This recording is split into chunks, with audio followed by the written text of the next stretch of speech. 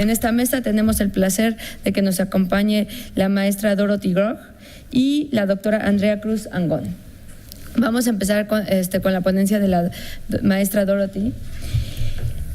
La maestra Dorothy es oficial de proyectos de la Oficina de Representación del PENUMA en México. Trabaja en temas diversos como biodiversidad, economía verde, ciudades sostenibles, la economía de los ecosistemas y recursos naturales, seguridad alimentaria y asuntos socioambientales, entre otros. Supervisa la ejecución de proyectos que se instrumentan al interior de la República Mexicana. Funge como punto focal del tema de economía verde y comparte su conocimiento participando como conferencista en talleres y foros que se realizan en México y en el extranjero, incluyendo Cuba y Alemania. Cuenta con una sólida trayectoria profesional en organizaciones internacionales. Trabajó durante 2 años en la Organización para la Cooperación y el Desarrollo Económico, en París, actualizándose como analista de la coherencia de políticas públicas para el desarrollo sostenible. Previamente trabajó para el Banco Mundial en Washington, D.C., enfocándose en temas de inclusión social, monitoreo de proyectos y las dimensiones sociales del cambio climático. Tiene una educación multidisciplinaria en Ciencias Políticas y Economía. Cuenta con 3 títulos de posgrado en Ciencias Políticas y Relaciones Internacionales de Münster, Alemania, en Administración Pública de Lille, Francia, y con una maestría en Economía Pública Internacional por la London School of Economics and Political Science de Londres, Reino Unido. Es de nacionalidad alemana y ha vivido y trabajado en Alemania, las Filipinas, el Reino Unido, los Estados Unidos, Bélgica y Francia, previo a incorporarse al PENUMA en la Ciudad de México. Bienvenida y le cedemos la palabra. Gracias. Buenos días, muchísimas gracias a la UNAM por la invitación, muchísimas gracias a ustedes por estar aquí y escucharnos sobre la importancia de la diversidad biológica, la biodiversidad y todo lo que tenemos que hacer y podemos hacer para protegerla. Yo hoy les voy a hablar un poco de lo que es la biodiversidad, darle un insumo rápido sobre lo que es el convenio de la biodiversidad biológica y después les voy a hablar de México, qué es el caso de México, México país mega biodiverso y qué hace el PENUMA para proteger la biodiversidad aquí en México. Bueno, primero una definición de la biodiversidad. La biodiversidad o diversidad biológica, yo lo llamo biodiversidad porque es un poco más rápido, porque si no va a tardar mucho en la presentación, es la variedad de vida. La biodiversidad es vida. Es todo lo que son especies de plantas, animales, hongos, microorganismos que viven dentro de ecosistemas y todo lo que es su variabilidad genética. También lo que es la definición de la CONABIO incluye procesos ecológicos y evolutivos que se dan a nivel de genes, especies, ecosistemas y paisajes. Pues si la biodiversidad está amenazada en estos años, en estas décadas, por diversas causas. El cambio climático, las especies invasoras, la sobreexplotación, la contaminación de sus hábitats y la pérdida de donde viven y de sus ecosistemas. ¿Qué se ha hecho entonces para combatir esta pérdida de la biodiversidad? Como saben, el PENUMA, el Programa de las Naciones Unidas para el Medio Ambiente, el organismo de Naciones Unidas para proteger el medio ambiente, se ha fundido en 72 en Estocolmo con la idea, pues con la visión de que los políticos, la gente, los científicos se han dado cuenta que ya se estaba perdiendo la biodiversidad, se estaba deteriorando el medio ambiente. Entonces se fundió el PENUMA en 72 y con base en esta concientización sobre lo que es la importancia del medio ambiente y la biodiversidad biológica, en 88 se creó un grupo especial de expertos sobre la diversidad biológica. En 89 se dieron cuenta los expertos que se necesitaba más un instrumento jurídico también para vincular un poco a los países en proteger la biodiversidad. Y entonces en 92, después de 3 años de trabajo con este grupo de trabajo ad hoc de expertos jurídicos, se firmó en la conferencia de Río este convenio sobre la diversidad biológica. Al mismo tiempo, también se firmó el convenio contra la desertificación, que tiene su sede en Bonn, y el UNFCCC, que también tiene su sede en Bonn. Pero para esta presentación más importante, se firmó o se abrió a firmas este convenio de diversidad biológica, que entró en vigor un año después y que tenía como fines, objetivos, la conservación de la diversidad biológica, apoyar a los países y los actores de utilizar de manera más sustentable la biodiversidad y también de fomentar una participación justa y equitativa de todo lo que es los beneficios de la biodiversidad. Pues es el instrumento global más importante que tenemos sobre la protección de la diversidad biológica y el uso sustentable de nuestro capital natural.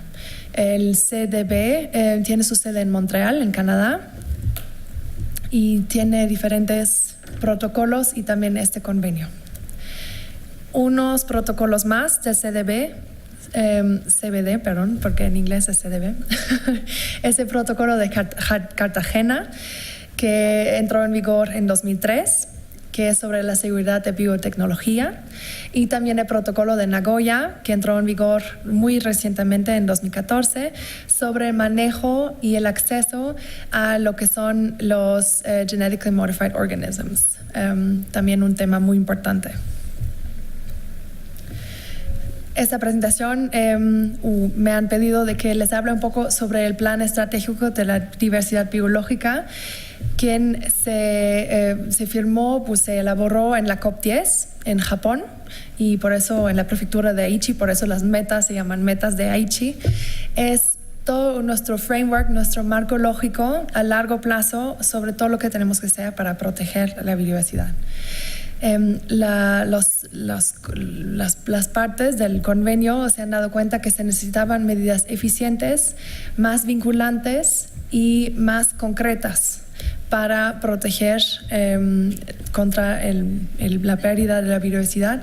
Entonces se hizo este plan estratégico de 2011 a 2020 con el fin de luchar más concretamente contra las causas de la pérdida de la biodiversidad, reducir las presiones directas, salvaguardar los ecosistemas, las especies, la diversidad genética, mejorar la situación en general, aumentar los beneficios que podemos derivar de la biodiversidad en los países y mejorar la aplicación a través de la planificación participativa, un fomento de conocimiento y creación de capacidad en los países. Eso es el plan general, y este plan abarca en 5 objetivos estratégicos y las 20 metas de Aichi. No les he puesto todos los 20 metas porque no caben en la lámina, pero en general tenemos 5 objetivos que llamamos objetivo A hasta E, y ellos cada vez tienen metas. Los objetivos, por ejemplo, son buscan mejorar la situación de la biodiversidad, salvaguardando los ecosistemas. Otro, el D, por ejemplo, es aumentar los beneficios de los servicios que se deriven de la biodiversidad. Y unas de las metas son metas concretas. Por ejemplo, tener por lo menos 17% de su territorio nacional como área natural protegida, o restaurar los arrecifes de un cierto %. Tenemos metas cuantitativas sobre lo cual los países se pueden medir. No voy a entrar en detalle porque estoy segura que la CONABIO, quien tiene todo un arreglo de medir hasta qué punto México ya ha logrado estas metas.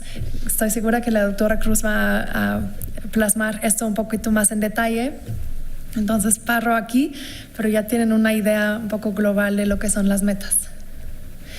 Y estas metas, entre otros, este plan y todo el CDB se va a convocar este año en diciembre en Cancún. México es el anfitrión de esta convención de las partes que se hace todos los 2 años.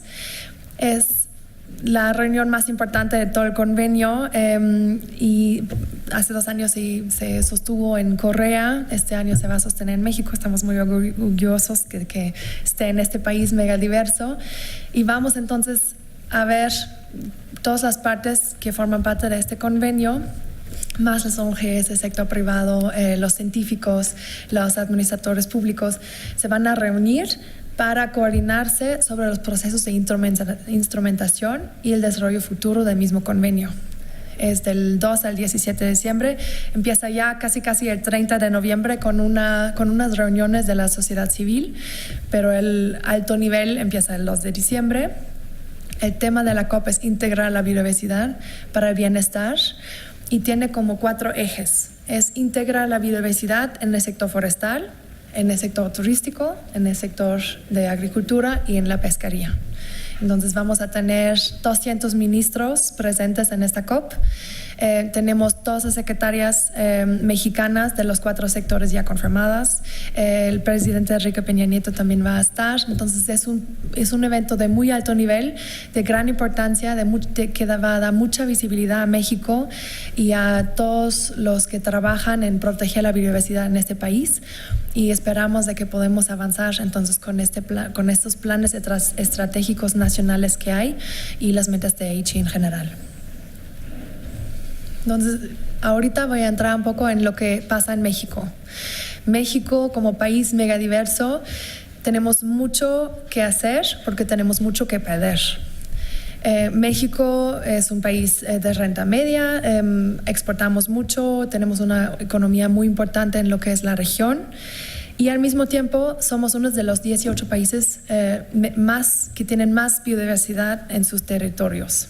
Tenemos entonces una abundancia de recursos, no solo biodiversidad, pero en general recursos naturales, plata, minerales, etc.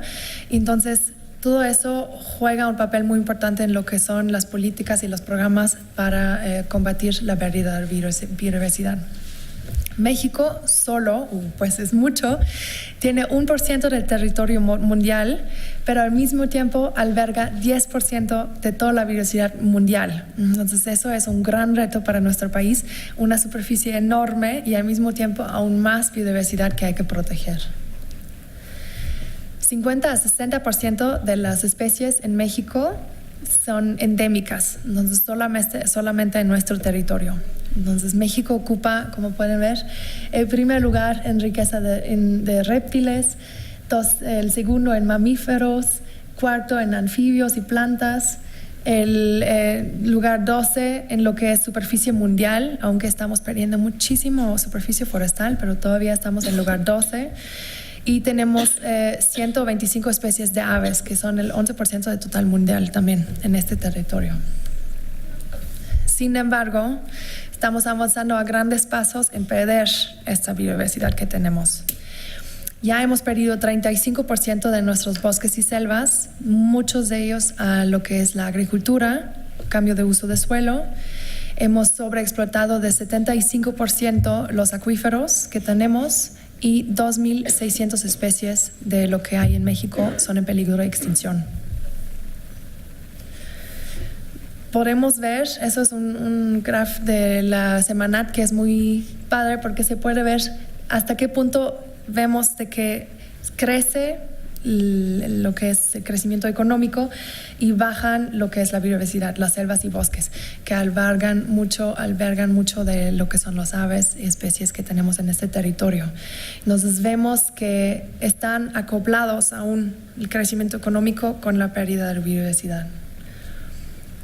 El crecimiento económico y los costos ambientales, el crecimiento económico no es tan alto y los costos ambientales son aún más altos. Entonces podemos ver, también son estudios del INE con el INEGI y la Semanat, de que los costos ambientales por degradación y de agotamiento de los recursos naturales han sido muy elevados, por promedio 7%. Si entonces lo tomamos con lo que es el crecimiento del PIB, que en promedio fue más o menos de 2%, y lo tomamos, lo vinculamos con lo que es el agotamiento de los recursos naturales, que fue el 7% del PIB, al final podemos pensar que hemos tenido un crecimiento negativo de 5%. Entonces tenemos que ver cómo podemos desacoplar lo que es el crecimiento económico y la biodiversidad, la pérdida de lo que son los ecosistemas en el país. Entonces, ¿qué son los servicios ecosistémicos? Muy rápido, son los beneficios que proporcionan los ecosistemas a los seres humanos, directamente o indirectamente. directamente lo que sería provisión de agua por, ¿no?, lluvia que entra en los bosques, etcétera, todo este proceso, o indirectos que son, por ejemplo, servicios recreativos de turismo, por ejemplo, que si vas promenate en el desierto de los leones, dentro de los bosques y los ecosistemas que hay, eso es un aprovechamiento de los servicios ecosistémicos indirectos. Entonces estamos viviendo día a día en lo que son los ecosistemas y estamos aprovechando de los servicios ecosistémicos día a día. Eso es algo para ser muy consciente, para saber de que la biodiversidad es algo que nos proporciona nuestras vidas. Eso es un ejemplo de lo que son unos de los servicios unos de los servicios ecosistémicos, la polinización. No voy a entrar más en detalle, lo pueden ver. Es que solo para que nos demos cuenta, las abejas son unos animales muy chicos. Muchas veces no nos damos cuenta de la importancia que tienen, ¿no?, los servicios que nos proveen. Pero, por ejemplo, 75% de todas las plantas que tenemos dependen de la polinización. Así que, por ejemplo, si por impactos externos se murieron las abejas, como por ejemplo en California, que había que voló un avión con muchos pesticidas y se murieron miles y miles de abejas de un día al otro, por ejemplo en California. Fue una tragedia enorme de hace unos meses. Eso interfiere muy significativamente y de manera negativa en lo que son nuestras vidas, la comida que comemos, por ejemplo, todos los servicios de las plantas de los cuales aprovechamos, ¿no? Y también, eso es otro punto que quisiera mencionar sobre México. Tenemos mucha riqueza de biodiversidad, mucha riqueza de naturaleza, y al mismo tiempo eso no da una ecuación con lo que es la riqueza económica. En México todavía, aunque somos uno de los países más biodiversos, etcétera, hay mucha inequidad y también hay mucha pobreza. Como sabemos, más de la mitad de los mexicanos viven en situaciones de pobreza. Hay un importante nexus entre la pobreza y el medio ambiente, porque de los 13 millones de personas que viven en los bosques, 11 millones padecen de pobreza extrema. Entonces hay un importante vínculo entre lo que es la pobreza significativa, la pobreza extrema, la vulnerabilidad, la marginalización de la población mexicana y el capital natural. Y ellos mismos, para sustentar su vida, se aprovechen de lo que son su hábitat, de los bosques, por ejemplo. Entonces, como podemos ver aquí, los municipios con mayor porcentaje de pobreza, que son los que ven en rojo, sobre todo en el sur del país, tienen mayores riesgos de deforestación. Se entiende porque aprovechen de su capital natural para vivir, pero eso también nos muestra a los que diseñen las políticas que es muy importante de invertir en ese capital natural que hay en el país, para invertir para el bienestar y también para fomentar el sustento de la vida de los más vulnerables y los más marginalizados, que son en el sur del país, donde hay la mayor biodiversidad. Eso es un estudio que hicimos solo para demostrarles. No hay para México, pero quizás se puede comparar mejor con Brasil, lo que es la situación en México. La participación del PIB de los sectores es 6%, pero el ingreso total de los pobres por el capital natural es de 90%. Entonces ahí también se puede ver esta correlación.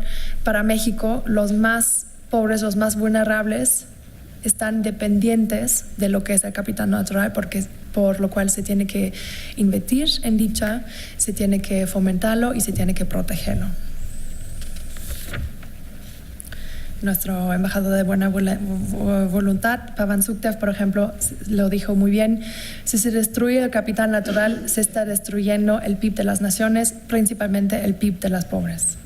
Y sobre todo, la naturaleza está en el corazón de todas nuestras economías, pero como es casi invisible económicamente, casi no reconocemos su valor. Aunque eso es algo que es muy peligroso, porque hasta que nos acabemos con la biodiversidad y los ecosistemas, nos vamos a dar cuenta de que están fuertemente vinculados con lo que es un crecimiento y un bienestar. Entonces, ¿qué hace el PNUMA para apoyar y fomentar políticas y programas sostenibles que protegen la biodiversidad y al mismo tiempo también fomentan un bienestar, así como un crecimiento sustentable, lo que llamamos nosotros crecimiento verde, economía verde. La economía verde es una iniciativa de PENUMA, una iniciativa mundial que existe desde el 2011 y que también se está implementando aquí en México. Es una concientización sobre lo que es un enverdecimiento de la economía, un desacoplamiento de lo que es el crecimiento económico, de la pérdida del medio ambiente, del deterioro del medio ambiente y de estos procesos. Es un nuevo paradigma que quisiéramos implementar, es un desarrollo sustentable que queremos fomentar y entonces queremos demostrar que hay un potencial de transformar varios sectores claves para la población, sobre todo de bajos ingresos, lo que son agricultura, silvicultura, pesca y gestión de agua. En general, esas son recomendaciones que tenemos en nuestro estudio mundial, que por cierto se puede descargar gratis de nuestro sitio web. Tenemos unas recomendaciones de establecer marcos regulatorios de top-down para desacoplar el crecimiento económico de la pérdida de biodiversidad, de limitar gastos en áreas que agotan el capital natural, de aumentar capacidades para upscaling tecnologías y para hacer una transferencia de tecnologías y por ejemplo también de eliminar subsidios perjudiciales, que es un tema sobre todo aquí muy importante porque tenemos muchos subsidios sobre el agua, por ejemplo, que al mismo tiempo casi fomenta el agotamiento de los recursos naturales en lo que es el sector agrícola. El sector agrícola en México utiliza 80% del agua. A nivel mundial ya es mucho, es 70%, pero aquí en México, en nuestros estudios, nos hemos dado cuenta que usa 80% y eso es por parte fomentado de los subsidios hídricos que hay en este país. Casi no cuesta usar agua, entonces no hay incentivos para mejores sistemas de riego, por ejemplo. Si no te cuesta, no lo valoras, entonces lo gastas como quieras. Entonces el sector agrícola, que no solo está responsable de una mayoría del agotamiento de los bosques y selvas, al mismo tiempo se agota de nuestros recursos hídricos. Entonces, esta concientización, estos estudios sobre la economía verde tratamos de hacer para poder dar números sobre lo que es el agotamiento de capital natural y poder fomentar mejores políticas públicas. Del estudio mundial, por ejemplo, nos hemos dado cuenta que la agricultura, si lo cambiamos, no solo para usar menos agua, mejores sistemas de riego, pero también mejores formas de producir sin agotar, por ejemplo, la calidad de suelo, etcétera, capacitar sobre todo a los agricultores pequeños que son más vulnerables al cambio climático, se puede incrementar el empleo hasta un 4%. Los bosques, si reforestamos, no solo vamos a tener, hay un estudio muy interesante que acaba de publicar The Nature Conservancy, si se invierte $4 por persona en una ciudad, le hicieron este estudio en 25 ciudades mundiales, $4 por persona para reforestar, te tiene beneficios hasta 150,000 menos muertos por razones de contaminación. Entonces no solo te ayuda en lo que es el mejoramiento del suelo, no solo ayuda en lo que es aprovechamiento de los ecosistemas, menos contaminación, pero también tienes efectos secundarios menos, por ejemplo, a la salud de la contaminación, porque los abedules, por ejemplo, toman las partículas finas de lo que es los vehículos, el transporte, los filtran y ya tienes efectos mucho más positivos en la salud. Entonces, la reforestación, la conservación de los bosques, siempre es mejor conservar que reforestar. También podía incrementar empleos verdes, empleos formales hasta 20%. Eficientizar el transporte, por ejemplo, también puede aumentar el empleo hasta 10% encima del business as usual. En México el sector de transporte es uno de los sectores más responsables de la contaminación de aire. Entonces, esto también sería un sector muy importante para invertir. Y bueno, la expansión de energías renovables, que también México podría hacer muchísimo por el sol que tenemos. entre otros, todo el aprovechamiento que podríamos darnos de la energía renovable, eso también es una posibilidad enorme y muy grande para crecer de manera más verde, ¿no? Enverdecer nuestra economía. ¿Qué en concreto está haciendo el PENUMA aquí en nuestro país para poner en evidencia las sinergias que hay entre el gasto público y cómo poder mejorar, pues para demostrar cómo el aumento o el mejoramiento el del gasto público en las zonas de gran valor del capital natural, cómo puede combatir la pobreza? Tratamos, y eso hicimos en 3 zonas del país, los más vulnerables, que es Chiapas, Oaxaca y Chihuahua, con fondos del Global Environmental Facility, del Fondo de Medio Ambiente.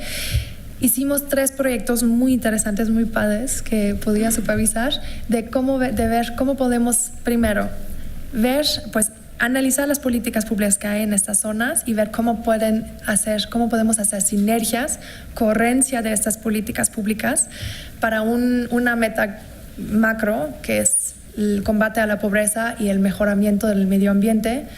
¿Cómo podemos entonces canalizar los fondos en estos sectores que podrían combatir mejor la pobreza? ¿Cómo podemos implementar el proyecto de manera inclusiva y participativa, no solo con los políticos, los científicos, pero también con las mismas comunidades que viven en esta zona? ¿Y cómo podemos después hacer un upscale de estos programas a nivel nacional para cambiar estas políticas, para hacer las políticas públicas más coherentes? Pues se dicen en estas 3 zonas de Chiapas, Oaxaca y Chihuahua, y nos hemos dado cuenta que entonces estos proyectos, que por ejemplo en Chihuahua, en Oaxaca fue un aprovechamiento sustentable de los pinos con resina. Demostramos a las comunidades que se estaban talando sus pinos que estaban en esta zona para venderlos, y ya no había lluvias, se estaban acabando con el agua en las zonas, en la Sierra Mixteca. Entonces hemos demostrado cuál es el vínculo entre los bosques, los pinos que hay y el agua, y después concientizamos sobre este hecho, entonces de ya no talar, por favor, y al mismo tiempo dimos un sustento de vida a estas comunidades, porque si les dices de ya no talar, pues tienes que darles otro sustento de vida, otro ingreso, porque si no, nunca vas a poder sacarles de la pobreza. Entonces fuimos a Oaxaca junto con WWF y el equipo que estaba en Oaxaca, en la ciudad de Oaxaca, y después implementó estos componentes en la Sierra Mixteca. Les vinculamos con una empresa en Monterrey de resina, les capacitamos en aprovechar esos pinos de manera sustentable, en sacar resina de esos pinos y vendérselos a esas empresas en Monterrey. Y fuimos a visitarlos y me han dicho, pues ahora aquí hay norte. Y eso me impactó muchísimo, porque muchos de ellos que estaban jornaleros en Sinaloa o en Estados Unidos, que tenían que emigrar por una falta de sustento, ya no tenían que emigrar. Ya podían quedarse con las comunidades y ya no talaban los árboles. Había mucho sentido de comunidad por este proyecto y podrían vender y aumentar su ingreso. No tenemos datos probados cuantitativos, pero más o menos de 3 veces más de ingreso que antes. Entonces eso fue un aprovechamiento sustentable de los recursos naturales, un aprovechamiento del capital natural en la zona, y al mismo tiempo un aumento de sustento de vida muy fuerte. Entonces estuvo muy bien este proyecto. Y bueno, en general este manejo sustentable de los ecosistemas, en general lo hacemos con la promoción de un uso más eficiente de los recursos del país. Tratamos de reducir estas emisiones de gases de efecto invernadero. Tratamos de transformar los sectores claves, reducir la contaminación en general y mejorar el bienestar con una mejor equidad social, que a la vez reduce significativamente los riesgos ambientales y la escasez ecológica. Esas son unas fotos de los proyectos que tenemos. Con las abejas de Chiapas, que estaba en las áreas naturales protegidas de la Sierra Madre Occidental. Eso es cerca de la ANP La Encrucijada. A la izquierda es uno de los proyectos de Oaxaca de viveros, porque también hicimos viveros para rescatar y reproducir plantas muy importantes de la zona o reforestar o también vender estas plantas de estos viveros para también tener otro sustento de vida. Y la foto de abajo es de Chihuahua, de la barranca. Pues en general, como conclusión, el medio ambiente y el capital natural, tenemos todavía, aunque sí hay esta concientización en las últimas décadas, también aquí en México hay muchos proyectos fomentados, no solo por la ONU, pero también por las secretarías del gobierno. Todavía nos falta mucho. Tenemos fallas de mercado, tenemos que reducir subsidios y también tenemos salir de este pensamiento de corto plazo. Tenemos que pensar a largo plazo. Reforestación, aprovechamiento sustentable de los recursos, de no talar, pero de aprovechar de tus recursos que tienes, por ejemplo, de tus árboles, es un pensamiento a largo plazo. Entonces tenemos que cambiar este chip, capacitar y fomentar la concientización y al mismo tiempo también trabajar en dar un sustento de vida alternativa, por ejemplo, a las comunidades, porque ¿cómo puedes a alguien quien tiene que comer mañana decir que ya no tales tu árbol porque en 2 meses vas a tener resina? Entonces eso es una concientización, un awareness que tenemos que tener cuando implementamos proyectos así. Y yo como de la ONU, no puedo cerrar esta presentación en no solo dar un enfoque en lo que es el Convenio de la Biodiversidad Biológica, en lo que son los proyectos que tenemos en la Iniciativa de Economía Verde. Les tengo que hablar muy rápido también de todo esto marco lógico que vamos a tener hasta el 2030. Estoy segura que ustedes conocen los objetivos de milenio, de desarrollo de milenio, que estaban vigentes o que se estaban implementando, fomentando hasta el año pasado. Ahora trabajamos en los objetivos de desarrollo sostenibles que se han adoptado el año pasado en Nueva York y que van a regir todo el trabajo de la ONU, pero también los programas de los países hasta el 2030. Estos objetivos tienen todo un enfoque de desarrollo sostenible, por eso se llaman ODS, y tienen un enfoque holístico, integral, coherente en estos ejes, que fomenta la prosperidad, que toma en cuenta las personas, la importancia de lo que son las personas en el desarrollo sostenible. Todos que los objetivos fomentan la protección de lo que son los recursos naturales, la planeta. Tratamos de fomentar alianzas entre los diferentes niveles de gobierno, entre el sector privado, la sociedad civil y en general tratamos de promover la paz con esos objetivos, porque en el futuro muchos de los conflictos que hay son por falta de recursos naturales. Entonces eso es otro eje muy importante que se ha integrado en los ODS. En total tenemos 17 objetivos, 169 metas, 229 indicadores. Va a ser un trabajo fundamental, monumental, que vamos a tener que hacer, no solo como la ONU, pero también con cada país que ha firmado esos ODS, que son casi todos los países miembros de la ONU. Y como pueden ver, lo que nos da mucho gusto, claro, como el PNUMA del Programa de Medio Ambiente de la ONU, que casi todos los objetivos están vinculados con el medio ambiente. Por primera vez podíamos destacar lo que es la importancia del medio ambiente para cada uno del alcance de esos objetivos. Claro que, por ejemplo, el 13, Acción por el Clima, o el 15, de Ecosistemas Terrestres, tiene directamente que ver con el medio ambiente, pero también cómo se van a poder ver en las metas e indicadores y también en la misma implementación de los ODS, todos tienen que ver algo con el medio ambiente. Pone fin a la pobreza, como acabo de destacar. El capital natural es muy vinculado con lo que es la pobreza, sobre todo en los países emergentes y de desarrollo. Así que un fomento del medio ambiente, una protección de la biodiversidad puede al mismo tiempo fomentar el objetivo 1, etcétera. Podría continuar contigo horas porque todos tienen algo que ver con lo que es el capital natural de nuestro país. Entonces, lo que quisiera destacar con esta presentación es que todas las acciones que se pueden sostener son vinculados.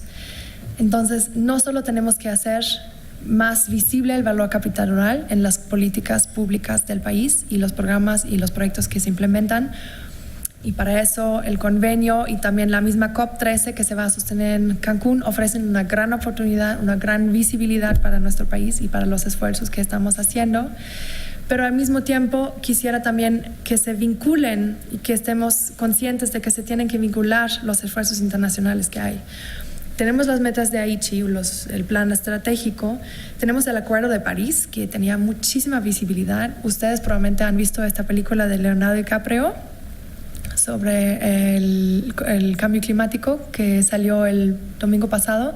Espero que todos lo han visto, si no se los recomiendo mucho. Es gratis y sale en National Geographic, si ponen Leonardo DiCaprio Before the Flood, va a salir.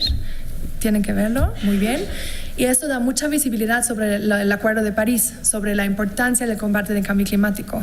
Entonces muchas veces uno olvida un poco la biodiversidad, es menos sexy, o la gente no se está dando cuenta que la biodiversidad es vida. Sin la biodiversidad, pues si nos acabamos con la biodiversidad ya no tenemos que combatir el cambio climático porque ya no tenemos vida, ya no vamos a vivir. Entonces eso es algo muy importante. Entonces tenemos que vincular todos esos esfuerzos que hay, los diferentes niveles del gobierno, a nivel internacional, con la protección de la biodiversidad. Y para eso, por ejemplo, los ODS son muy importantes porque hay un ODS que es el ODS 17.14, que es el fomento de la coherencia de políticas públicas para un desarrollo sostenible. Y eso puede abarcar, si estamos conscientes de eso ODS, todas las políticas públicas. Y para eso también la COP, aunque tú vas a hablar más de eso, va a ser un hito en todos esos esfuerzos de crear una coherencia de políticas públicas, porque por primera vez vamos a tener los 4 secretarios, por ejemplo, para México, estoy hablando para México, los 4 secretarios en una mesa, más el secretario Pacquiao, más una visibilidad enorme que nos va a dar el presidente Enrique Peña Nieto el 4 de diciembre, más todos los científicos, la ONU, más las ONGs del sector privado, todos van a estar en Cancún y trabajando sobre una integración de la biodiversidad en sus sectores. Entonces eso puede fomentar muchísimo la protección de la misma y ojalá podamos entonces avanzar con todos esos esfuerzos que se han hecho en los últimos años. Muchas gracias.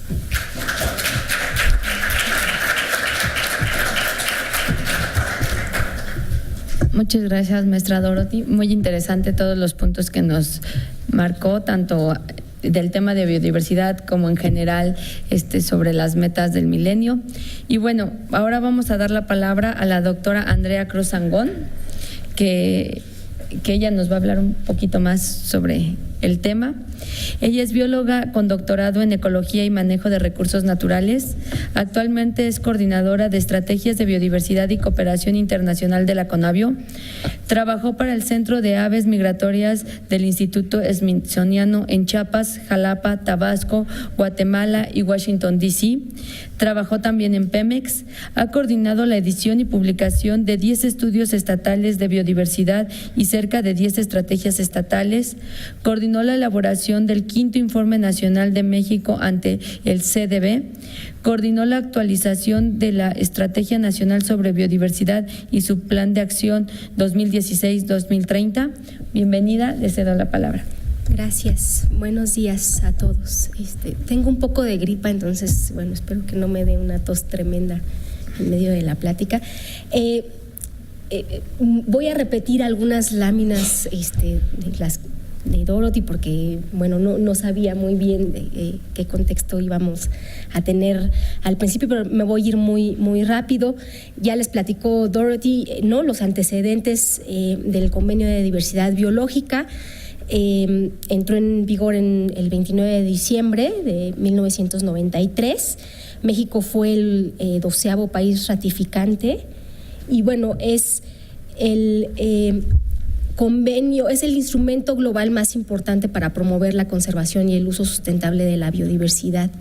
Tiene 3 objetivos: la conservación, el uso sustentable y el reparto justo y equitativo de los beneficios derivados del uso de los recursos genéticos. Este tercer objetivo se oye muy complejo y creo que en realidad lo es, pero es básicamente decir no a la biopiratería, o sea, evitar que los países que tienen posibilidades de hacer desarrollos biotecnológicos lleguen a los países que son ricos en biodiversidad, extraigan los recursos genéticos, hagan medicinas y, ¿no? En fin, desarrollos biotecnológicos y luego nos los regresen y nos los vendan caros, y los países, digamos, ricos en biodiversidad, pues no tuvimos ningún beneficio. Entonces, este tercer objetivo, de eso se trata, ha sido el objetivo, digamos, más difícil de implementar, y para eso hay un protocolo especial del que les voy a hablar también en un momento.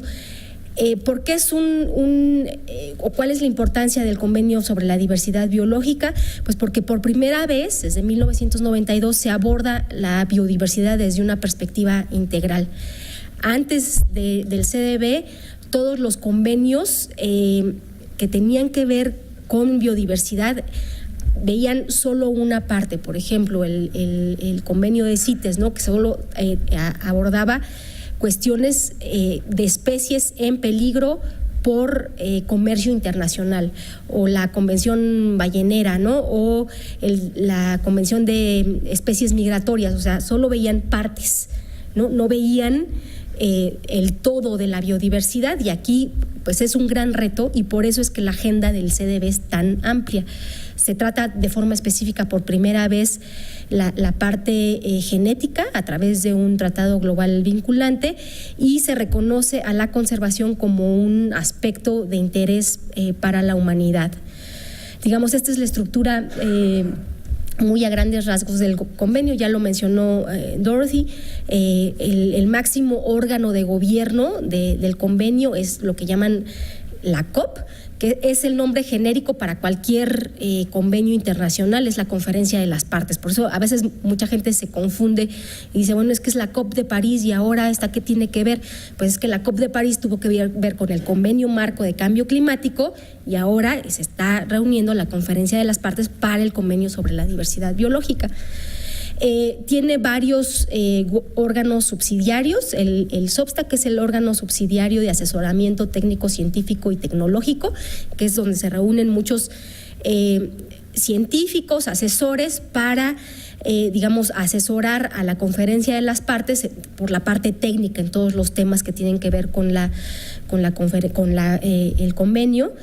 El órgano subsidiario de implementación, que es el que revisa, digamos, cada año en distintas reuniones cómo es que se va implementando el convenio, revisa toda la parte de presupuesto, ¿no?, cosas como mucho más políticas en ese sentido, y se pueden formar también grupos ad hoc de composición abierta, que en este momento solo existen dos: el del artículo 8J, que tiene que ver con conocimiento tradicional y grupos, comunidades locales y grupos indígenas, y el de áreas naturales protegidas. Está manejado, digamos, el día a día lo lleva la Secretaría Ejecutiva del Convenio, que ya también lo dijo Dorothy, está ubicada en Montreal, en Canadá, que coordina y supervisa el proceso del convenio, y tiene un mecanismo financiero que es el Fondo para el Medio Ambiente Mundial, el GEF, que también sirve para financiar a través de una bolsa o de donaciones que hacen países determinados. También financia el convenio sobre la desertificación y el convenio de cambio climático, entre otros, ¿no? También ya lo mencionó Dorothy, tiene dos protocolos, y posiblemente en esta COP MOP 8 entrará en vigor un protocolo suplementario al de Cartagena, que es el protocolo de Nagoya-Kuala Lumpur, sobre responsabilidad y compensación para el protocolo de Cartagena sobre seguridad de la biotecnología. Para el protocolo de Nagoya, pues va a ser la COP MOP, que es el Meeting of the Parties. En este caso tenemos la COP, la Conferencia de las Partes, y luego están estos dos protocolos, pero los dos protocolos no son ratificados por el mismo número de países que ratificaron la COP. Entonces hay, digamos, una representación diferenciada, y por eso es que le llaman Meeting of the Parties, para diferenciar primero a la COP, que es el máximo órgano de gobierno del Convenio sobre la Diversidad Biológica, y las MOPs, que son las reuniones de las partes de manera particular para los protocolos. En el caso del protocolo de Cartagena va a la reunión número 8, y para el protocolo de Nagoya sobre acceso a los recursos genéticos y participación justa y equitativa de los beneficios derivados de su utilización es la número 2. En 2010 se aprobó el Plan Estratégico de la Diversidad Biológica con los 5 objetivos que ya les mencionó Dorothy, y las 20 metas de Aichi, que están, digamos, por un lado están abordar las causas subyacentes de pérdida de biodiversidad, por otro lado abordar las presiones directas de pérdida de biodiversidad, incrementar la conservación tanto de especies como de espacios, ¿no? Ya lo mencionaba la doctora Carmona, como de la diversidad genética, el aumentar los beneficios a través de la restauración, promover la resiliencia y la adopción del protocolo de Nagoya, y hay un, digamos, eje transversal que tiene que ver con la aplicación del convenio, ¿no? Que es la meta 17, en donde se pide a todos los países parte actualizar su estrategia nacional de biodiversidad. Y si todos tienen teléfono celular inteligente, hay una aplicación muy bonita que se llama Aichi Target o algo así, Aichi Passport, que pueden bajarla y entonces tienen todas las metas de Aichi en su celular y pueden ver, identificar cómo es que vamos a nivel mundial con los indicadores. Tiene una breve descripción de todas las metas. La verdad es que está bastante bien y ayuda a tener como en la mente a estas metas de Aichi.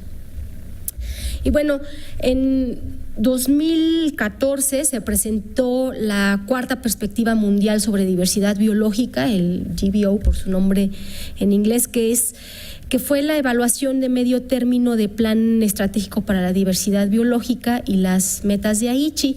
Entre los mensajes, digamos, más importantes, pues creo que no es sorpresa para nadie, es que hay avances, pero que el progreso es insuficiente, que hay metas, por ejemplo, la meta 10 sobre arrecifes de coral y ecosistemas vulnerables al cambio climático, pues no fue alcanzada porque la meta era el 2015 y los arrecifes de coral, por ejemplo, se siguen blanqueando, ¿no?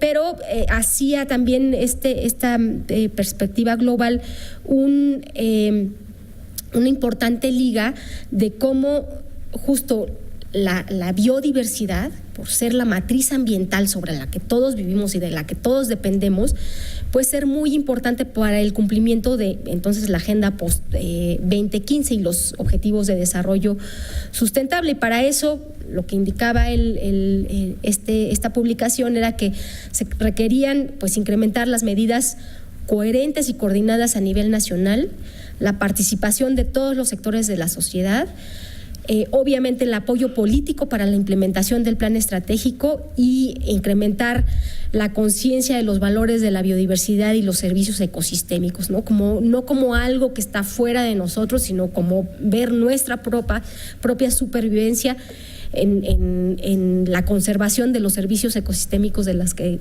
todos dependemos. Obviamente también era incrementar las sinergias entre los distintos acuerdos multilaterales, ¿no?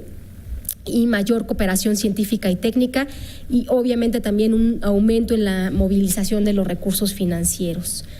Este es, digamos, un breve resumen de cómo iban entonces en el 2014 las metas de Aichi, basado en 65 informes nacionales que fueron entregados. Entonces, como verán, básicamente la meta 17 es de las que está mejor, ¿no? Porque era la actualización de las estrategias nacionales de biodiversidad.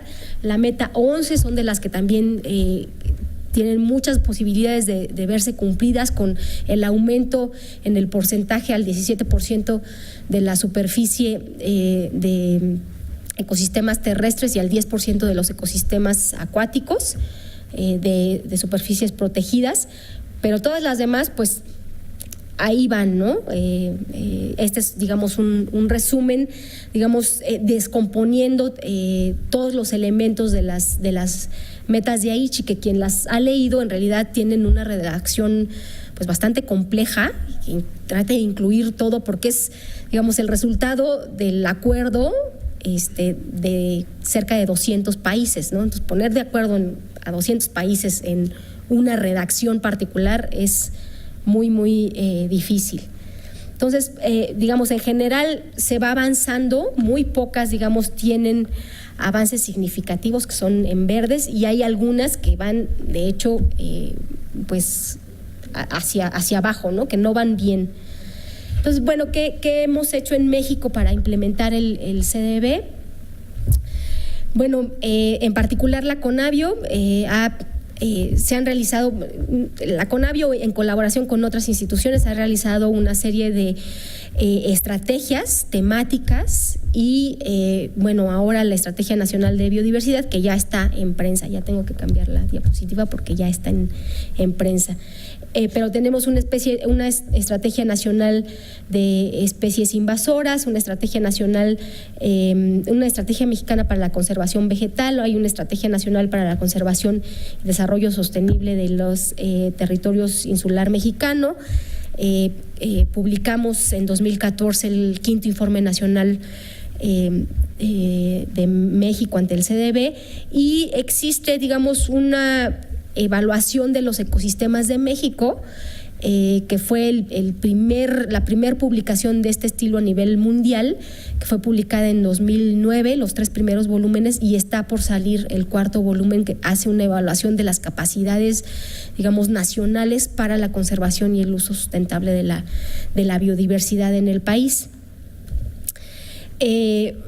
Bueno, en México existen estas unidades de conservación y manejo de la vida silvestre que han sido, digamos, un paradigma para poder usar la biodiversidad,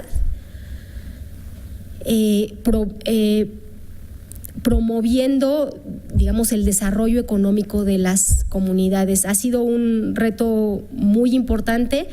A la fecha operan 12,000 UMAS que tienen una cobertura de cerca de 39 millones de hectáreas, el 19.3% del territorio nacional. Y bueno, todavía hay muchísimo trabajo por hacer en este sentido, ¿no? No podemos decir que ya esté establecido como tal el instrumento, todavía hay muchos esfuerzos que hacer en materia de fortalecimiento de capacidades para las comunidades, tanto para hacer un uso sostenible de sus recursos, como también para tener acceso a distintos mercados, a mercados de especialidad, para poder vender los productos que generan a partir del uso de los recursos biológicos. Bueno, las áreas naturales protegidas son quizá el instrumento que a nivel mundial es el más consolidado en materia de conservación de la biodiversidad.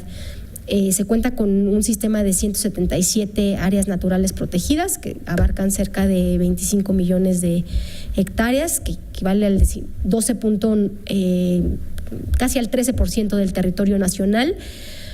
Seguramente este dato no está actualizado. La idea es que para el 2018 México alcance la meta 11 de Aichi, del 17% del porcentaje de las áreas terrestres. Entonces, bueno, pues eso es algo que ha comprometido México, ¿no?, para el 2018. Y bueno, ¿cómo vamos, digamos, en general en el cumplimiento de las metas de Aichi? En el 5º Informe Nacional lo que hicimos fue realizar lo que llamamos una evaluación de expertos, ¿no? Reunimos a una serie de expertos para que nos dijeran cómo pensaban ellos, cuál era su percepción del cumplimiento de las metas de Aichi. Y lo hicimos así porque, por desgracia, no hemos desarrollado indicadores específicos para evaluar el cumplimiento de las metas de Aichi. De hecho, a nivel mundial todavía hay una gran discusión sobre cuáles son los indicadores que se van a utilizar para evaluar el avance en las metas de Aichi. Entonces, digamos, es un continuo, no es tan blanco y negro. Hay algunas metas en las que vamos muy mal. Por ejemplo, la meta 2 de incorporación de los valores de la biodiversidad en otros sectores. Pues ahí vamos pésimo, ¿no? La evaluamos, digamos, lo que hicimos fue dividir la meta, y la meta 2, digamos, dentro del sector ambiental, de incorporar los valores de la biodiversidad, de incrementar, ¿no?, los presupuestos en el sector ambiental. Hasta antes de 2014 íbamos muy bien. Con los recortes pues ya no vamos tan bien, ¿no? Por ejemplo, la meta 13 de conservación de la diversidad genética también vamos en general muy mal porque no hay políticas a nivel nacional que fomenten la conservación de la diversidad genética. Y, por ejemplo, vamos muy bien en la meta 17, que es la actualización de la Estrategia Nacional de Biodiversidad, en la meta 19, que tiene que ver con el incremento sobre el conocimiento y la parte tecnológica que tiene que ver para el apoyo de la toma de decisiones sobre biodiversidad, en la meta 11, ¿no? que vamos a cumplir para el 2018, en esas vamos muy bien. Y hay otras metas para las cuales no tenemos suficiente información, ni siquiera para decir si vamos bien, vamos mal, o sea, cómo vamos, ¿no? Por ejemplo, la meta 8 sobre contaminación. Hay mucha información sobre contaminación y sus impactos, por ejemplo, en la salud humana. Pero incluso a nivel mundial ha sido un reto evaluar esta meta porque no hay información suficiente para identificar cuáles han sido los impactos en materia de biodiversidad. Entonces, en México estamos más o menos igual. No tenemos información para evaluar el impacto de la contaminación en las poblaciones, ¿no? de vida silvestre y en los ecosistemas. Híjole, aquí ya se cambió muy feo la letra, pero bueno, les voy a hablar ahora de cuál ha sido el proceso de actualización de la Estrategia Nacional de Biodiversidad. México ha sido un país que en general se ha destacado por el cumplimiento, ¿no? y por ser un país muy propositivo en la implementación y en las negociaciones que se llevan a cabo en el marco del Convenio de Diversidad Biológica. En 1998 publicó su primer estudio de país, en el 2000 publicó su estrategia nacional, realizó una actualización de su estudio de país a partir del 2009 y les comento que les decía que va a publicar un cuarto volumen de esta evaluación. Y bueno, el artículo 6 del convenio dice que cada parte contratante tiene que elaborar estrategias, planes o programas nacionales para la conservación y el uso sostenible de la biodiversidad y que además integrará en la medida de lo posible y según proceda la conservación y el uso sostenible de la diversidad biológica. Entonces, bueno, a partir de esta meta de Aichi, desde 2012 iniciamos el proceso de actualización de la Estrategia Nacional de Biodiversidad. Este es, digamos, el proceso general. Han sido 5 fases. En la primera fase lo que hicimos fue establecer el grupo de trabajo base, definimos quiénes iban a ser los líderes de cada eje y quiénes iban a ser los grupos de apoyo. Tuvimos, digamos, en la segunda fase donde preparamos los insumos, revisamos absolutamente todas las estrategias nacionales y estatales de biodiversidad que habíamos desarrollado hasta el momento. Realizamos un primer taller para, digamos, mexicanizar las metas de Aichi y establecer unas metas nacionales que pudiéramos, ¿no? Dar seguimiento. La fase 3 incluyó, digamos, los talleres de redacción ya de la estrategia propiamente dicha y del plan de acción, muchas reuniones de trabajo con el grupo de trabajo base y un taller de transversalización de la perspectiva de género. También, bueno, la fase 4 incluyó una consulta pública y una revisión final, incorporando todas las propuestas que resultaron pertinentes de la consulta pública y que además realizamos de manera paralela una consulta institucional. O sea, enviamos la estrategia nacional a todos los sectores de la Administración Pública Federal para que pudieran darnos sus comentarios. Y bueno, la última fase pues es, digamos, la fase, digamos, estándar de publicación del documento.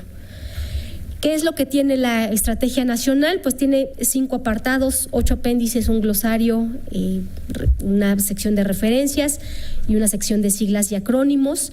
Contiene, digamos, 2 diagnósticos básicos, la parte ambiental, que habla del estado del conocimiento de la biodiversidad y del estado de conservación de los ecosistemas, y un diagnóstico normativo e institucional que da el sustento, digamos, a la estrategia, una misión, una visión al 2030, 14 principios rectores, 6 ejes, 24 líneas de acción y 160 acciones. Participaron en su elaboración de manera directa 370 personas, 207 mujeres y 172 hombres, y más de 130 instituciones, 24 instituciones académicas, 49 instituciones de la Administración Pública Federal, 42 organizaciones de la sociedad civil y 23 estados de la República. Fueron convocados, ¿no? A participar todos los estados de la República, pero digamos de estos fueron de los que tuvimos representación, ya sea en los talleres o participación vía electrónica, enviando documentos. Bueno, el plan de acción de la estrategia, ahorita les voy a hablar un poco más de los ejes estratégicos. Son 6 ejes estratégicos, uno que tiene el tema de conocimiento, el segundo tiene el tema de conservación y restauración, el tercero uso y manejo sustentable, el cuarto atención a los factores de presión, el quinto es educación, comunicación y cultura ambiental, y el sexto integración y gobernanza. Y cada uno de estos ejes tiene identificada a qué meta de Aichi contribuye, a qué objetivo de desarrollo sostenible también contribuye, más allá del 14 y el 15, que son los directamente relacionados con la biodiversidad. También hicimos un esfuerzo de revisar todos los objetivos y las metas de los ODS para identificar de manera directa dónde era que intervenía la parte de biodiversidad en todos los ODS. Hay un planteamiento, digamos, que fundamenta el porqué de estos ejes y cómo es que estamos en México en estos ejes.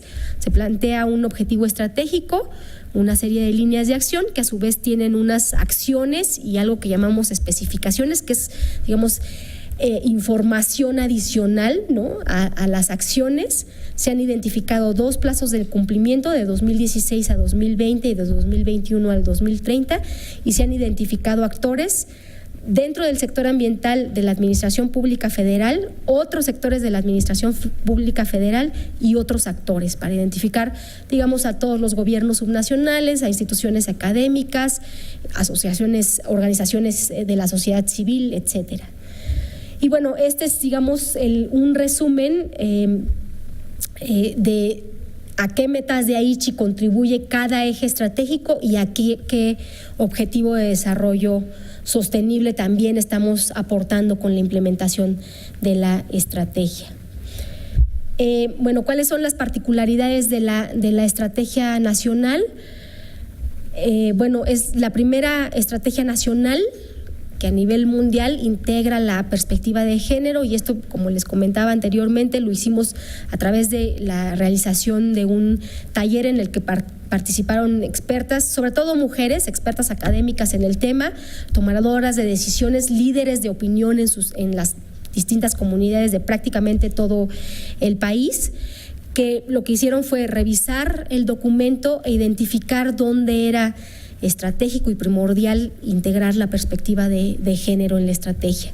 También, bueno, es de las pocas estrategias, y esto es, digamos, en términos de porque sacamos la estrategia después de que ya habían sido acordados los ODS, nos dio la oportunidad de identificar cuál es la contribución específica de nuestra estrategia a los ODS. También es la primera estrategia que resalta la importancia de la integración de la biodiversidad, que ya les habló Dorothy sobre qué es el tema que está llevando México a la COP, la parte de integración de la biodiversidad en otros sectores, y es el eje 6 de integración y gobernanza. Y es una estrategia que tiene también ya mucho, digamos, tejido fino, ¿no? Hemos hecho un análisis del Plan Nacional de Desarrollo, de los programas sectoriales y especiales y de los transversales para identificar específicamente de acuerdo a las competencias de cada sector, cómo es que están, ¿no?, apoyando y cómo es que pueden contribuir al cumplimiento de esta estrategia. Entonces, aquí termino la parte de la Estrategia Nacional de Biodiversidad y quisiera hablarles también un poco del trabajo que hemos hecho en Conavio con la iniciativa que coordino a nivel nacional sobre estrategias estatales de biodiversidad, que tiene como objetivo el mejorar las capacidades de planeación y toma de decisiones en materia de biodiversidad en las entidades federativas, mediante el desarrollo de herramientas para la toma de decisiones. Por ejemplo, la elaboración de estudios de biodiversidad, que hemos publicado ya 13 y estamos por publicar ya otros 3 más, incluidos el de la Ciudad de México, que es un estudio que creo que va a ser muy importante, en 3 volúmenes, que es el primer estudio, digamos, estatal que aborda el tema de servicios ecosistémicos como desde una perspectiva integral. Normalmente en los estudios abordarlo desde la perspectiva ecosistémica es muy difícil, y más desde los servicios ecosistémicos, porque normalmente en las entidades del país no existe, digamos, las capacidades todavía no están creadas para hacer una evaluación de este tipo, pero en el caso de la Ciudad de México, pues por tener aquí a buena parte de la gente experta, ¿no?, en biodiversidad del país, pues fue un trabajo que se facilitó. Se facilitó en el sentido de que contábamos con los expertos, no estuvo nada fácil. La idea era tener un documento de más o menos 40 páginas y salieron 200, o sea, era casi un volumen completo del estudio, pero es un tema muy, muy importante. Bueno, también buscamos la planeación participativa y la gobernanza, ¿no? O sea, incrementar las capacidades para la planeación participativa y la gobernanza en las entidades del país, por medio de la elaboración de estrategias estatales de biodiversidad y planes de acción, y buscamos la institucionalización de políticas de biodiversidad a través del establecimiento de sistemas estatales de información sobre la biodiversidad, digamos, resguardados por instituciones homólogas a la Conavio, pero creadas por el Ejecutivo Estatal, o sea, comisiones estatales de biodiversidad. Hemos creado digamos, este proceso en 4 fases. Una fase de acercamiento, que implica que el gobierno estatal se acerca a la Conavio y nos pide apoyo para comenzar a elaborar su diagnóstico sobre la biodiversidad, su estudio sobre la biodiversidad y posteriormente su estrategia. Identificamos qué otros actores del gobierno estatal, del gobierno federal, de la academia, de las organizaciones de la sociedad civil, del sector privado pueden participar en el proceso. Una vez que tenemos ya, digamos, los acuerdos marco, empezamos la fase de planeación, que es la elaboración de los estudios de biodiversidad y posteriormente la elaboración, digamos, de la política pública directa, que sería la Estrategia Estatal de Biodiversidad. Una vez que tenemos estos 2 documentos, entonces empieza la fase 3 de implementación, que tiene que ver con el seguimiento, la evaluación y el control estratégico y la elaboración de normatividad, planes, programas estatales para la conservación y el uso sustentable de la biodiversidad. Y tenemos una fase 4 con, digamos, el establecimiento de estas comisiones estatales de biodiversidad, que ya serían, digamos, la institucionalización de las políticas y de las acciones en materia de biodiversidad. Algo que tengo que decir que es muy importante es que este es un proceso voluntario en el que están participando actualmente 22 entidades del país. En verde son los estados que ya tienen tanto su estudio como su estrategia y que ya están implementando acciones en materia de biodiversidad. En rojo son los estados que están elaborando ya sea su estudio o su estrategia, o su estudio y su estrategia. Y en color morado son los estados que ya tienen decretada una comisión estatal de biodiversidad, Veracruz y Morelos. Morelos es el único que ya tiene, digamos, establecida, ¿no?, y en funcionamiento la Comisión Estatal de Biodiversidad. Veracruz, pues se quedó en la parte del decreto y ya no se pudo implementar y bueno, pues buscaremos con la nueva administración de gobierno pues que se pueda implementar esta Comisión Estatal de Biodiversidad. Digamos, este año, en enero de este año, realizamos un encuentro nacional de estrategias de biodiversidad y lo que hicimos fue evaluar cómo es que los estados están cumpliendo con las metas de Aichi a través del establecimiento de un semáforo de avance, y nos entregaron información adicional. 25 entidades contestaron. En general, digamos en verde van bien 7 metas, la meta 7, la 11 y la 13, o sea, solo 3 metas, digamos, esa es la percepción estatal. En más o menos, pues van como otras 5 o 6 metas, y en rojo, digamos, que quiere decir que no hay avance o que hay retroceso, pues son como otras 10 metas, ¿no? La mayoría. Y esta es la percepción de los estados con respecto al cumplimiento de las metas. Digamos, elaboramos un tablero, ¿no? que es en el cual identificamos todas las metas, están, digamos, subdivididas en algunos componentes, y cada estado fue poniendo o calificando cómo era era su avance con respecto a las metas, ¿no? Y este es también, digamos, la primera evaluación que se hace a nivel subnacional sobre el cumplimiento de las metas de Aichi. O sea, ningún país ha hecho una evaluación de este estilo. Ningún país parte del convenio, ¿no? Entonces, bueno, digamos, el propósito de esta plática es enseñarles cómo es que en México estamos implementando, en particular desde la CONABIO, con la colaboración de algunas otras instituciones, el convenio de diversidad biológica, que son esfuerzos a 2 niveles que se retroalimentan. Por un lado, ¿no?, salen los compromisos marco que nos dan guía, ¿no?, un poco de luz hacia dónde tenemos que invertir nuestros esfuerzos en el ámbito nacional, y por el otro lado, pues implementamos a nivel local, que también, por otro lado, han servido para retroalimentar el proceso a nivel global. México ha sido de los países pioneros en establecer estrategias estatales de biodiversidad como una manera efectiva de implementar el convenio, ¿no?, en el ámbito nacional, porque cuando publicamos la primera estrategia nacional, lo que nos dimos cuenta era que era un mundo, ¿no?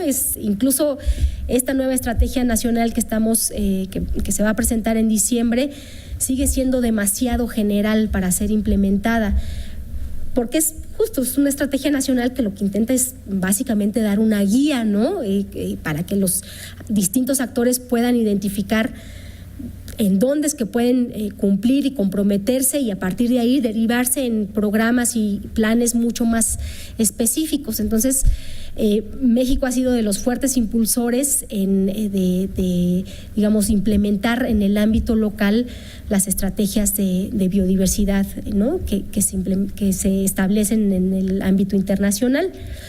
Entonces, bueno, son, digamos, distintos paneles que se van retroalimentando en distintas escalas, ¿no? Como les decía, México ha sido un país muy importante en el convenio, y por eso fue que fue designado como el país sede de la Conferencia de las Partes número 13, que va a desarrollar en Cancún. Ya les platicó Nathalie. Normalmente hay un segmento de alto nivel, que es la reunión donde se reúnen, no es, digamos, oficial como tal, o sea, la parte oficial es la Conferencia de las Partes, pero el segmento de alto nivel reúne a todos los secretarios y ministros de medio ambiente de todo el mundo, que hacen un formato de declaraciones, y hay una declaración final que se da a la Conferencia de las Partes. Originalmente se hacía durante la segunda semana de negociaciones, lo cual implicaba distraer a los negociadores, digamos, más experimentados para que fueran a atender a sus ministros, ¿no?, de medio ambiente, y entonces las negociaciones se quedaban ahí como medio en veremos en lo que terminaban de irse los ministros. Y lo que hizo México en esta ocasión fue poner primero el segmento de alto nivel, Además, también por primera vez va a haber ministros de los 4 sectores que ya mencionó Nathalie. O sea, nos estamos saliendo un poco de nuestra zona de confort para hablar con otros sectores que no necesariamente tienen nuestra misma lógica, pero que también tenemos que empezar a promover más esos diálogos, porque normalmente desde el sector conservación, pues agricultura son los malos, ¿no? Minería son los pésimos, o sea, siempre vemos al malo que destruye y demás, pues son los otros sectores y nosotros somos los buenos que estamos queriendo conservar los arbolitos y las, ¿no?, pajaritos y las maripositas. Pero los otros sectores tienen una lógica en la que estamos inmersos todos, ¿no? En particular todos los funcionarios de gobierno, son las lógicas de cumplimiento de metas productivas gubernamentales. Entonces, por un lado tenemos metas productivas que nos dicen, pues tienes que producir, no sé, tantas toneladas de maíz al año, y por otro lado tienes que conservar, ¿no? Entonces, te dan un montón de dinero para producir sin absolutamente o prácticamente pocos lineamientos de cómo tienes que producir, porque el asunto es llegar a la meta, y por otro lado tienes muy poco dinero para conservar. Entonces, pues siempre ha sido una lucha pues muy desequilibrada. Y en particular en momentos como el que está atravesando la economía mexicana, ¿no?, de recortes de presupuestos y demás, pues no solo es, digamos, hacer la cobija ya no la podemos hacer más grande, porque de hecho se encogió, ¿no? Entonces, ¿cómo es lograr hacer que esa cobija, que es más pequeña, nos abarque a todos? Entonces, la idea es tener estos diálogos con los sectores para poder internalizar criterios de conservación y uso sustentable de la biodiversidad en el funcionamiento de los sectores, para así poder empezar a revisar digamos, los programas, los planes, las reglas de operación de los mismos sectores, identificar dónde es que está habiendo digamos, incentivos que nosotros desde este lado del sector conservacionista llamamos perversos, porque promueven, por un lado pueden promover un beneficio social, pero están promoviendo también la degradación ambiental. Entonces, a la larga, lo que va a terminar pasando es que también va a haber digamos, impactos, ¿no?, negativos en la parte social, en particular en las comunidades más vulnerables. Entonces, la idea es comenzar a trabajar con estos sectores para alinear las políticas y entonces sí ya identificar, bueno, a ver, de estos subsidios que estás dando, no sé, para la gasolina o que no estás cobrando el agua, pues empieza a cobrarla para que empieces a eficientizar tus sistemas de riego, ¿no? Y entonces seas más eficiente con el agua, ¿no? En este tipo de cuestiones son las que se van a estar revisando en la COP, ¿no?, y con la declaración ministerial que se va a adoptar en la COP. Se van a adoptar una decisión sobre integración de la biodiversidad con énfasis en el sector agrícola, forestal, pesquero y turístico. La idea es también difundir ejemplos exitosos en México sobre este tema y contribuir al fortalecimiento de la imagen de México en el ámbito internacional. Bueno, se supone que va a haber una campaña nacional de concientización sobre la importancia de la biodiversidad, que creo que no se ha visto mucho, pues básicamente creo que va a ser durante la cobertura de la conferencia de la parte, pero sí se ha fortalecido la agenda ambiental con el desarrollo de agendas intersectoriales que están incorporando la biodiversidad en los ámbitos nacionales, estatales y municipales.